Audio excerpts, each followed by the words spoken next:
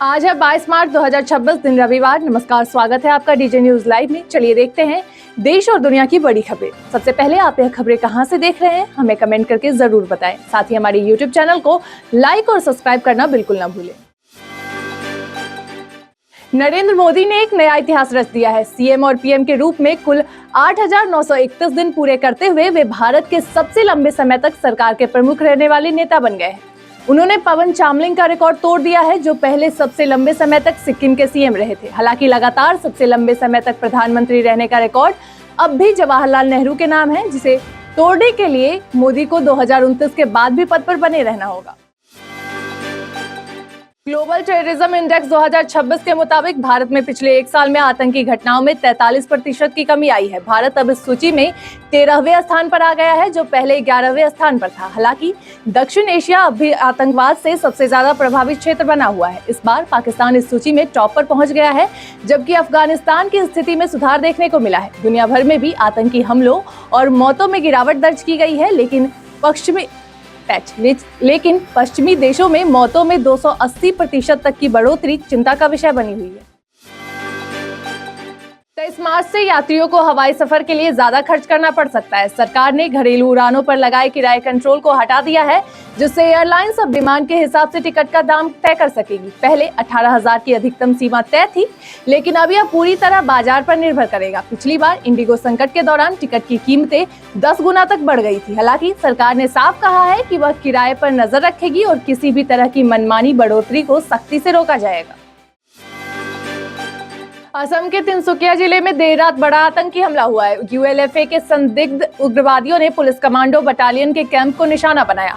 हमलावरों ने करीब 5 आरपीजी दागे और अंधाधुंध फायरिंग की। इस हमले में 5 कमांडो घायल हुए हैं, जिन्हें अस्पताल में भर्ती कराया गया है। घटना के बाद पूरे इलाके में सर्च ऑपरेशन तेज कर दिया गया है और सुरक्षा एजेंसियां अलर्ट मोड पर है। इस घटना ने राज्य की सुरक्षा व्यवस्था पर गंभीर सवाल खड़े कर दिए हैं। ईरान और इजरायल के बीच तनाव अब खुली जंग में बदलता दिख रहा है। ईरान ने 1 घंटे के अंदर इजरायल पर 3 बैलिस्टिक मिसाइलें दागकर हालात को और गंभीर बना दिया है। इन हमलों में 100 से ज्यादा लोग घायल हुए हैं, जिनमें बच्चे भी शामिल हैं। मिसाइलें खासतौर पर डिमोना और अराद जैसे संवेदनशील इलाकों को निशाना बनाकर दागी गई, जहां इजरायल के खास न्यूक्लियर ठिकाने मौजूद हैं। उधर इजरायली सेना ने दक्षिणी लेबनान में बड़ा जमीनी ऑपरेशन चलाते हुए हिजबुल्लाह के 10 लड़ाकों को मार गिराने का दावा किया है और भारी मात्रा में हथियार भी बरामद किए हैं। कुल मिलाकर मिडिल ईस्ट में हालात तेजी से बिगड़ते जा रहे हैं और दुनिया की नजरें अब इस टकराव पर टिकी है।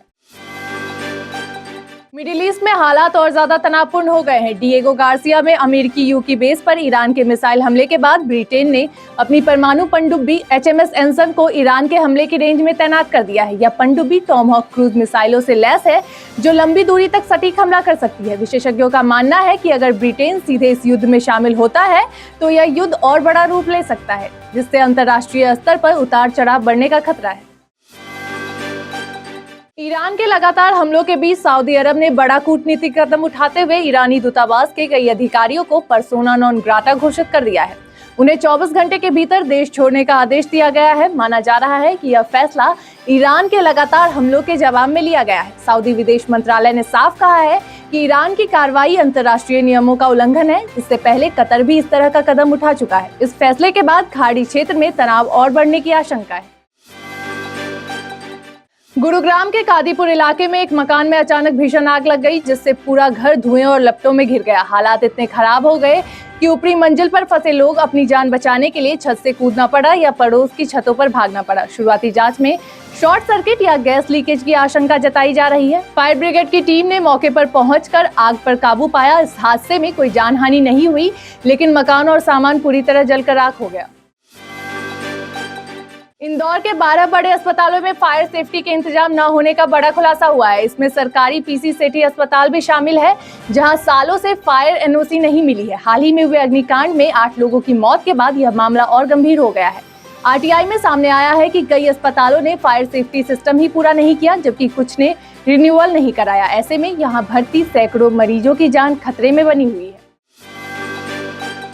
नर्मदापुरम में साइबर अपराधियों ने ठगी का एक नया तरीका अपनाया है। एक महिला ने ऑनलाइन शॉपिंग का रिफंड पाने के लिए गूगल पर कस्टमर केयर नंबर सर्च किया, लेकिन वह नंबर जालसाजों का निकला। ठगों ने रिफंड के नाम पर एक लिंक भेजी, जैसे ही महिला ने उस लिंक पर क्लिक किया, उसके बैंक खाते से 99,000 रुपए निकल गए। इस घटना के बाद पुलिस ने मामला दर्ज कर जांच शुरू कर दी है और लोगों को सलाह दी कि किसी भी अनजान लिंक पर क्लिक ना करें और केवल आधिकारिक वेबसाइट से ही नंबर लें।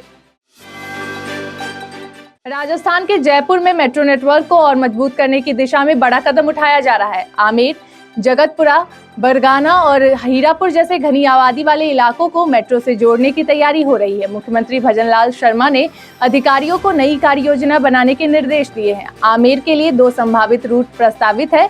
मंजूरी के बाद ही टेंडर और निर्माण कार्य शुरू होगा, जिसमें करीब 5 साल लग सकते हैं। राजस्थान के पाली जिले में असम के एक बिजनेसमैन के साथ 40 लाख से ज्यादा की ठगी का मामला सामने आया है।